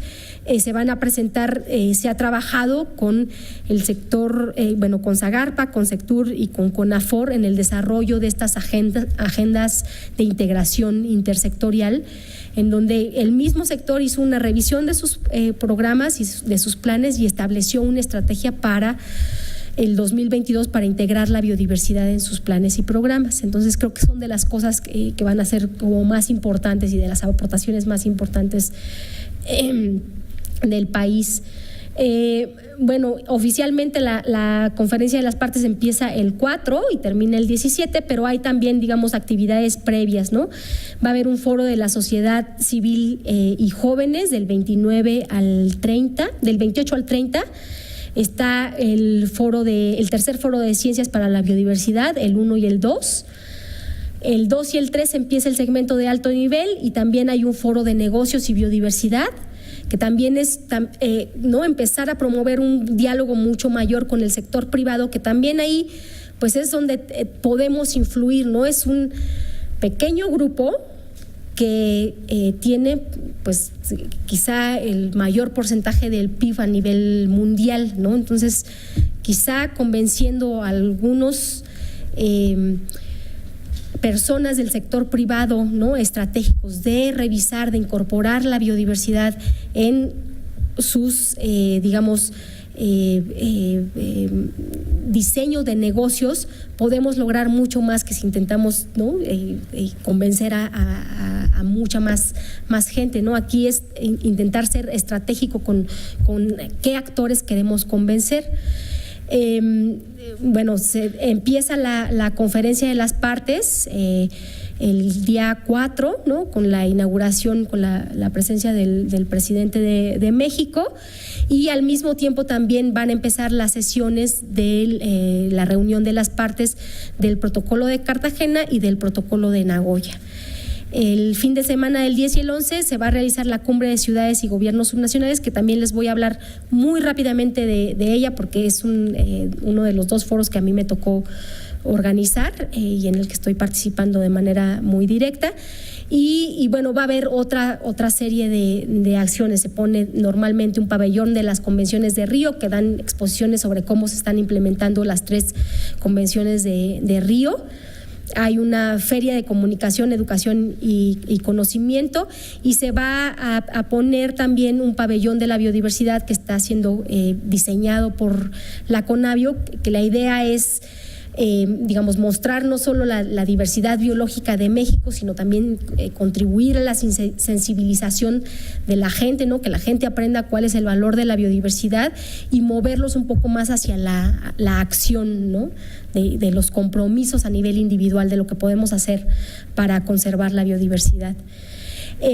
Bueno, la quinta cumbre global de biodiversidad de ciudades y gobiernos subnacionales es, el único foro paralelo oficial que se realiza en el marco de la COP. Los otros foros, el de ciencias, el de jóvenes, el de grupos indígenas, no son foros oficiales. Este sí, porque sobre todo atienden tomadores de decisiones, alcaldes, gobernadores y secretarios de medio ambiente, o sea, es el siguiente nivel de toma de decisiones después del ámbito federal. Y se ha hecho esta cumbre bajo el reconocimiento de que es muy importante el involucramiento de los actores locales para lograr la implementación efectiva del Convenio de Diversidad Biológica. Entonces, va a ser del 9 al 11 de diciembre. La idea es promover la integración vertical y la alineación horizontal de las acciones subnacionales y las ciudades para la biodiversidad, a través de los siguientes temas, que son promover alianzas multinivel para integrar acciones y proyectos y nuevas iniciativas en ciudades y gobiernos subnacionales, integrar la biodiversidad o revisarla más bien, la integración de la biodiversidad en estos 4 sectores que van a ser revisados en todos los foros y en toda la COP, en toda la COP13, pero desde la perspectiva de las ciudades y las regiones, ¿no?, de cómo es que las ciudades y las regiones o los gobiernos subnacionales manejamos estos sectores y cómo podemos influir para que se integre mejor la biodiversidad en estos sectores. Promover el acceso a recursos para llevar a cabo acciones enfocadas en la biodiversidad en ciudades y gobiernos. Cómo promovemos mecanismos de información para tener una mejor colaboración y aprender mejor de otras experiencias en otros países con respecto a el conocimiento, la conservación y el uso sustentable de la biodiversidad en ciudades y regiones, y obviamente proporcionar conocimiento y experiencias para la integración de la biodiversidad a los gobiernos subnacionales. Entonces, esta parte de la retroalimentación en ambos sentidos, que va desde el ámbito local hacia arriba, ¿no?, de cómo podemos apoyar a la implementación del Convenio de Diversidad Biológica. Y creo que es todo. Muchas gracias.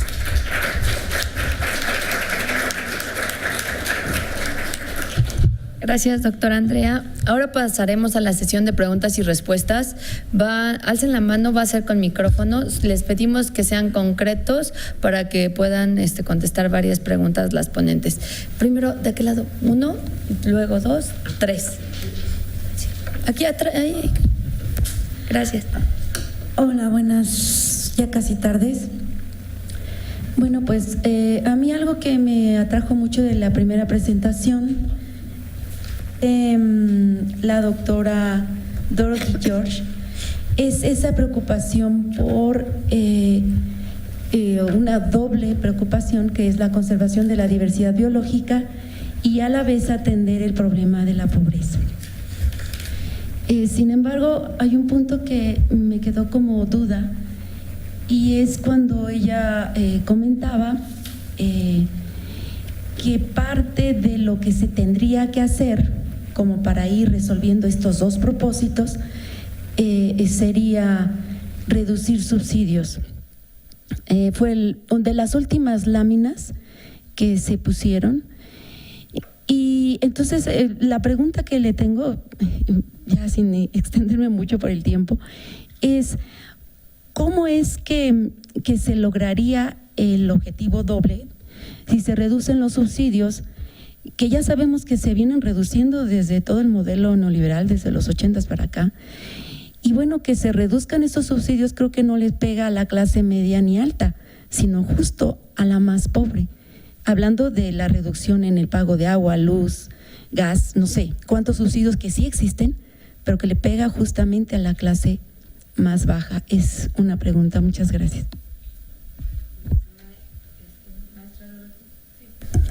Muchas gracias por la pregunta. Es muy buen punto. Entonces, lo que quisiera exponer es este nexo de pobreza y medio ambiente. Con este argumento quisiera demostrarle lo siguiente. Hay este nexo pobreza-medio ambiente, sobre todo en el sur del país, donde hay muchísima riqueza de biodiversidad, pero mucha pobreza económica. Eso primero. Y de ahí, hablando de una idea macro de políticas, sí también mencioné lo que es el muy importante de combatir estos efectos perversos, como lo llamamos, es combatir los subsidios. Y sí, lo que se dice es, por ejemplo, si ya no hay subsidios de agua y si ya no hay subsidios de electricidad, eso entonces pegaría a los más vulnerables. Nosotros en el PENUMA lo decimos de manera más macro, esos de subsidios de agua o de subsidios al uso de electricidad, porque o al subsidio al petróleo. ¿Quién tiene coches? Son los más ricos. ¿Quién usa 80% del agua? Son los agricultores, pero los agricultores de gran escala, que sí producen mucho, pero que sí usan ese recurso, ese capital natural. Lo que estamos promoviendo en esta iniciativa de economía verde, hicimos este estudio, este caso análisis para México también, que todavía no hemos publicado, es de combatir los subsidios a gran escala, subsidios al petróleo, subsidios al agua para los agricultores de gran escala, para los más ricos, y al mismo tiempo apoyar con lo que son pagos o como buffers para que no pegue a los más vulnerables. Eso entonces es una política que se tiene que diseñar muy bien, que se tiene que diseñar con este aspecto de lo que hay la pobreza en México, pero al mismo tiempo quién usa más de lo que es el capital natural subsidiado, que sí son muchas veces los más acaudalados, y así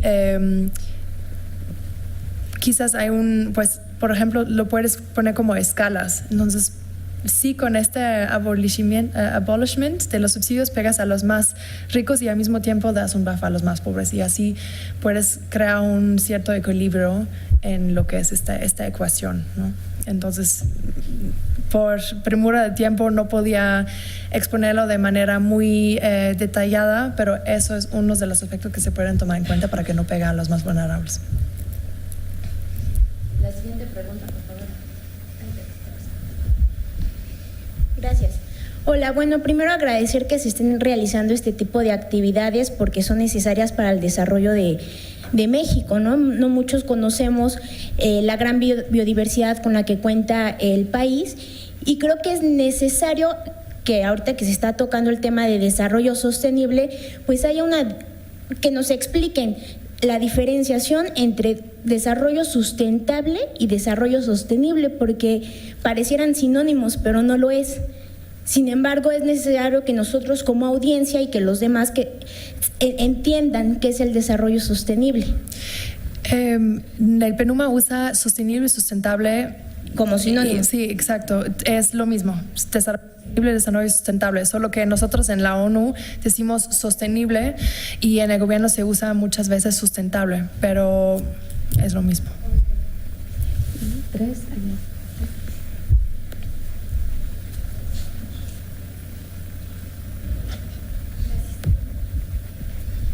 Bueno, mi pregunta es un poco abierta a ambas, porque lo que me interesa saber como su opinión, sé que puede ser desde distintas perspectivas, y va por la parte de la vinculación que tiene que haber con el sector privado y empresarial y todo, ¿no? Que yo creo que es ahí donde hay un gran potencial.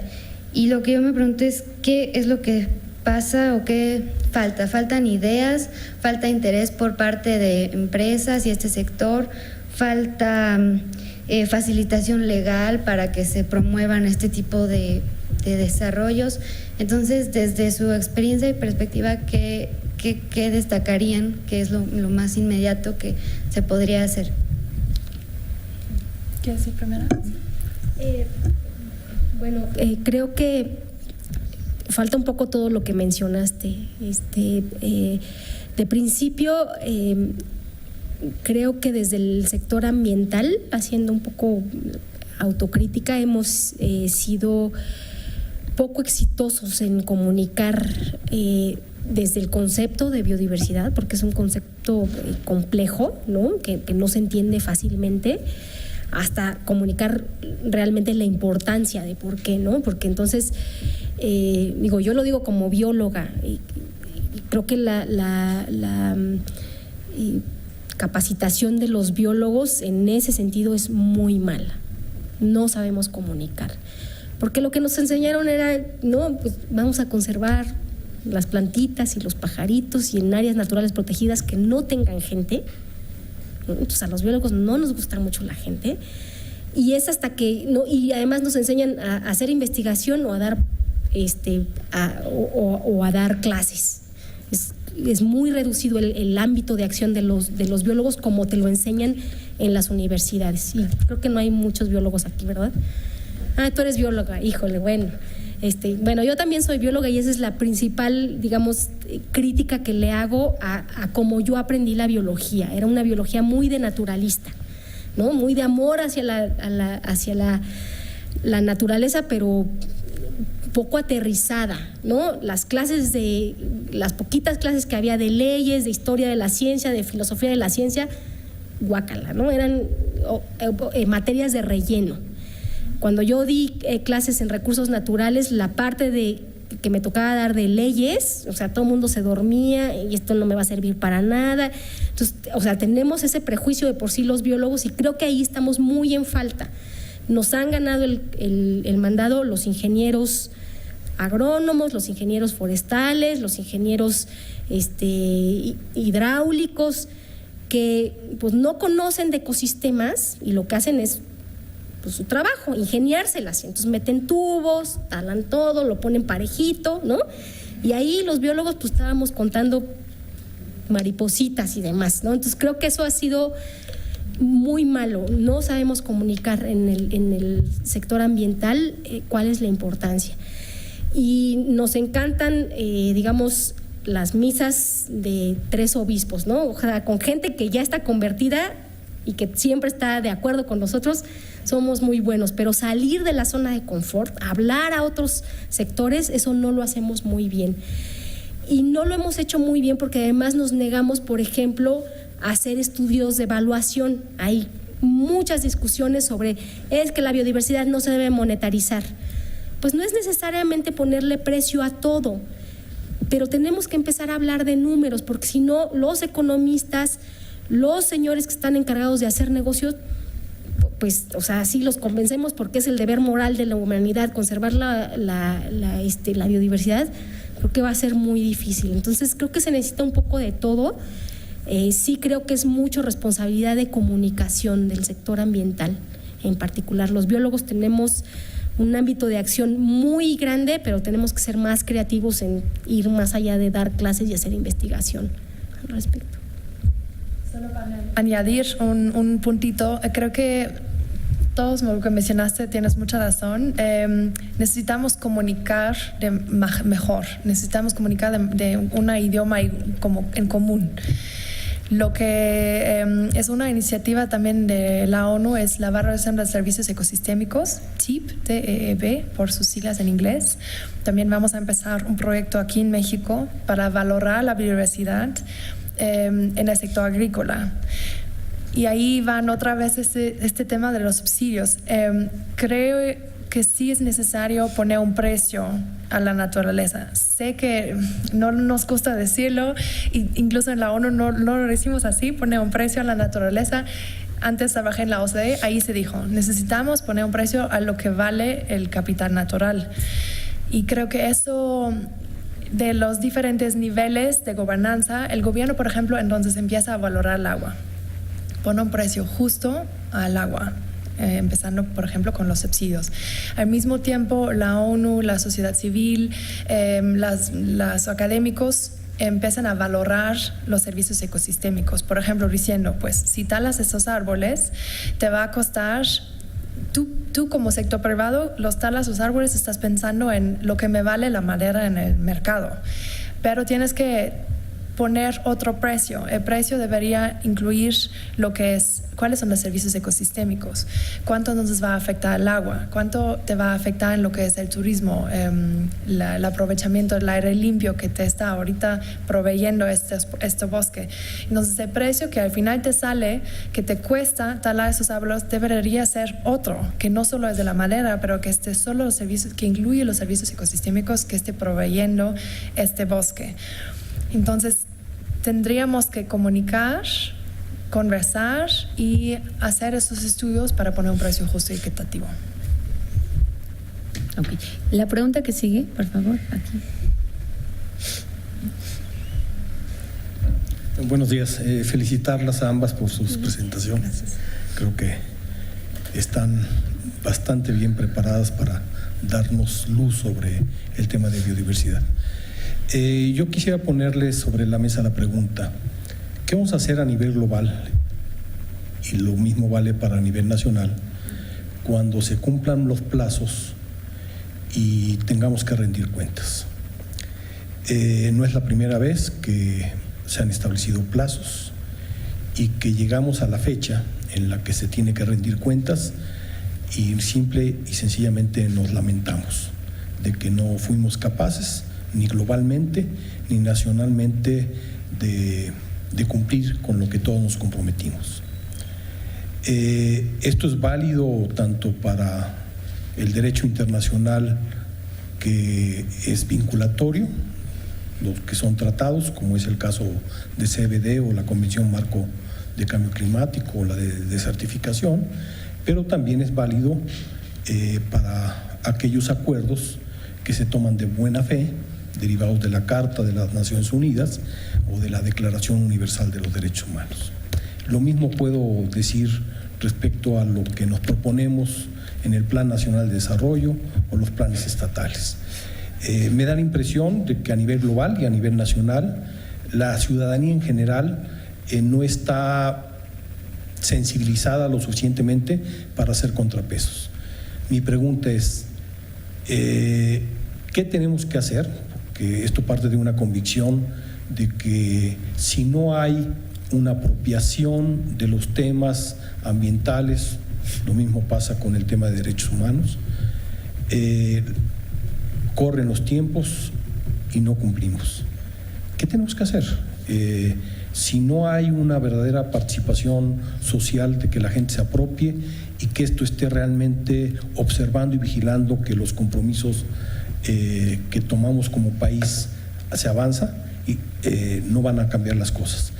Y eso quiere decir que nos apropiamos y entonces reclamamos de por qué las cosas no suceden. Y por eso a nivel sectorial tú tienes la posibilidad de alinear, eso es muy sencillo, pero a la hora del día a día las cosas transcurren por otro lado.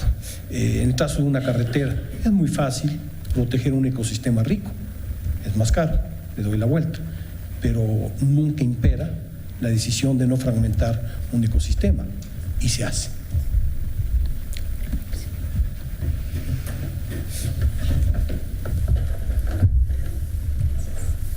¿Quieres empezar? Pues sí, que empiezo. Bueno, creo que hay que ver un poco que hay un vicio de origen. Por ejemplo, las metas de Aichi pues fueron acuerdos negociados por 200 países y tú estuviste, ¿no?, presente en las negociaciones y sabes un poco cómo es que se negocian estas cosas, ¿no? Termina siendo el mínimo común denominador, que en este caso creo que fue el máximo. O sea, desde un principio que negociamos las metas de Aichi, veíamos muy difícil alcanzarlas. Los países europeos quisieron dejarlas lo más ambiciosas posibles, porque si no, no íbamos a tener como ese aliciente, ¿no? Pero, pues, o sea, desde el punto de vista de los países en vías de desarrollo, así de principio, híjole, está tremendo, ¿no? La meta está... Creo que hay algunas metas que desde el principio sabíamos que no las íbamos a alcanzar. Por ejemplo, la del 2010, la meta sobre arrecifes de coral, que era el 2015 además, porque era muy urgente, sabíamos que no la íbamos a alcanzar. Y esta es, digamos, una respuesta quizá muy cínica, pero ese es, digamos, creo que el vicio de origen que tienen todos los procesos multilaterales, ¿no? Que es así, ¿no? La negociación. ¿Qué le veo de positivo? Que ha servido justo para incrementar la conciencia, ¿no?, sobre algunos aspectos de la biodiversidad. Quizá en el 2010 eran los más importantes, a lo mejor ahora no han sido o han perdido importancia algunos por ejemplo, de las metas de Aichi. Sí, creo que vamos a llegar al 2020, ¿no?, a la evaluación de final de término, pues darnos latigazos de ay, no cumplimos de nuevo porque no hemos hecho lo suficiente. Es cierto, ¿no? No creo que vayamos a negociar un nuevo plan estratégico. Lo que entiendo que se está pensando es pues revisar las metas de Aichi y reacomodarlas, y entonces ya se llamarán Aichi no sé qué, ¿no? Depende en qué país se firmen, porque además pues digo, México está presentando su Estrategia Nacional de Biodiversidad en 2016, o sea, ya pasó un buen rato desde que se adoptó el plan estratégico. Nosotros hicimos la estrategia con una visión al 2030 y aún así nos dicen está muy ambiciosa, ¿no? Y procuramos ser lo más aterrizados posibles, pero también teníamos, bueno, es que si no ponemos esa necesidad de ser ambiciosos, pues tampoco no va a dar luz hacia dónde queremos llegar. Entonces creo que sí va a venir, Luis, una serie así de latigazos internacionales de no cumplimos, y hace falta hacer más, y golpes de pecho, ¿no? Y tendremos que sentarnos de nuevo, ¿no?, 200 países a negociar pues alguna revisión de las metas, que no esperaría que fueran todas. No va a ser un nuevo plan estratégico, va a ser otra cosa porque implica mucho trabajo también para los países. O sea, parte creo que del problema del CBD es que es un convenio marco, ¿no? Entonces da directrices muy generales, pero toda la responsabilidad de la implementación, y ahí háganle como puedan, es nacional y sobre todo local. Entonces ahí hace falta como afinar como otros instrumentos. Los protocolos ayudan mucho porque son vinculantes y porque son muy específicos, ¿no? Pero bueno, no nos podemos llenar de protocolos, ¿no?, que además van a segmentar mucho la membresía del CBD. Entonces, creo que por un lado bueno, el doctor Sarukhan dice que los procesos multilaterales no sirven, por ejemplo, ¿no? Es así, o sea, nos dice el CBD no sirve, punto.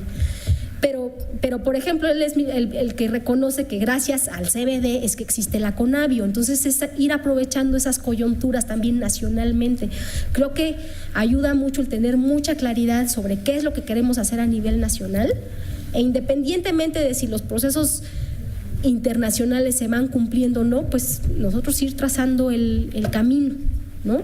Y aprovechar estas coyunturas internacionales, por ejemplo, el de ser anfitrión de la COP para poder establecer diálogos con otros sectores, para no ir aprovechando estos pequeños digamos agujeritos de luz que se ven por ahí, pero pues es seguir picando piedra, caminando lento, ¿no? No, yo no le veo como así una solución pronta en el futuro próximo, no lo veo. Creo es una muy buena pregunta y justo estaba discutiendo la semana pasada porque nos dimos cuenta pues no se van a alcanzar las metas. ¿Qué vamos a hacer? La gente no sabe de la biodiversidad, hay falta de concientización, no hay presión de la sociedad civil. Hay mucha sociedad civil, pero de la población per se hay menos presión que por ejemplo para el Acuerdo de París. La gente está consciente del cambio climático y se hizo muchos esfuerzos en las últimas décadas en que todo el mundo sepa más o menos lo que es el cambio climático, y la biodiversidad todavía falta, es menos sexy, falta una concientización, falta de que la gente sepa de que dependemos de la biodiversidad. Entonces creo, aunque no vamos a alcanzar las metas de Aichi, en 2020 este hito ojalá va a apoyarnos en crear esta concientización faltante. El semáforo la CONABIO me encanta porque pone presión, lo pone muy gráficamente y entonces pone presión al gobierno. En 2020 nos vamos a dar cuenta, pues no hemos alcanzado, decimos 10 metas, lo vemos en este semáforo súper gráficamente, entonces de ahí renegociando las metas, que como hemos renegociado un poco el Acuerdo de Kioto, ¿no? Ahorita es el Acuerdo de París, presionándole un poco más, dándole manitas de cuerpo, así se dice, o manitas de... atornillando un poco el tornillo en los países diferentes, haciendo las mismas metas pero aún más fuertes, y entonces dándole otra vez 10, 15 años para alcanzarlos, y de ahí entra en 2020 otra vez el desarrollo internacional, las agencias nacionales que apoyan a los países emergentes y de desarrollo en alcanzar estas metas. Por ejemplo, la GIZ está súper involucrado aquí en este país, pero también en muchos países más, la Unión Europea, USAID, Agence Française de Développement. Todo el mundo está trabajando en apoyar a los países en desarrollo, en implementar estas metas, y por ejemplo en 2020 se podría aprovechar esta coyuntura, esta presión que se ha hecho, y entra la sociedad civil, entra el desarrollo internacional, las agencias, y van a poder apoyarnos en adoptar los planes nacionales que ya se han creado. Eso es la meta que sí se va a cumplir. Entonces todos vamos a tener planes nacionales de biodiversidad. Entonces las agencias internacionales nos pueden apoyar en hacer las políticas más coherentes, y ahí ojalá tenemos otra coyuntura, otra ola de ambición, y ojalá alcanzamos entonces las metas en 15 años después. Pero creo paso a paso, concientización a concientización, presión a presión, y si en 2020 se hace a lot of fuss de esta COP, vamos a poder entonces avanzar ojalá a pasos un poco más grandes. Bueno, ya por último, la última pregunta, que sería de la de ella. Sí, bueno, felicito por la realización de este foro, es muy importante. Lástima que nos falta audiencia. Es el contexto de México como país megadiverso y pluricultural. Siento que La parte pluricultural o multicultural queda todavía muy de lado y es una cuestión básica. Mis dos preguntas eran, ¿qué tanto hay influencia en los tomadores de decisiones con esto? Que ya más o menos lo han ido diciendo. Y la otra, ¿por qué no se tocó la parte de minería a cielo abierto que tiene tanto impacto sobre la biodiversidad si no se restringieron al sector agropecuario, pesquero, turístico y bueno, no sé cuál era el otro?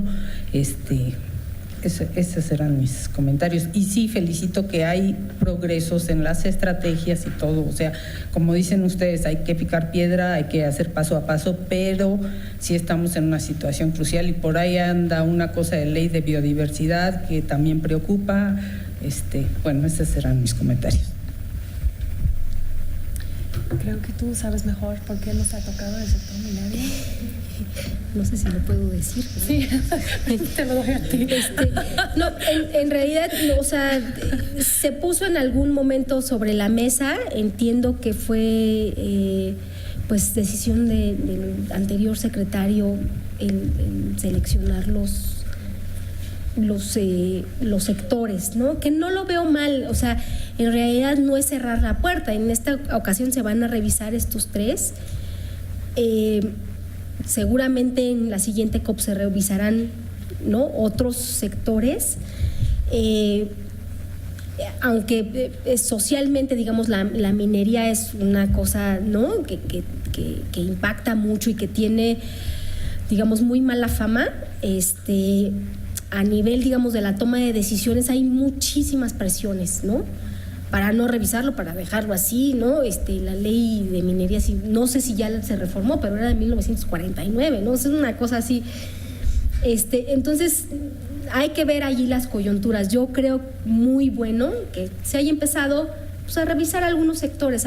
O sea, no podemos abrir todos los frentes de un trancazo, sino más bien empezar a revisar y quizá aprender de otros sectores para después irnos enfrentando a otros sectores que son mucho más difíciles, más reñidos, hay muchos más intereses, ¿no?, tremendos. Entonces ahí, pues es eso, o sea, fue una cuestión coyuntural, es lo que entiendo.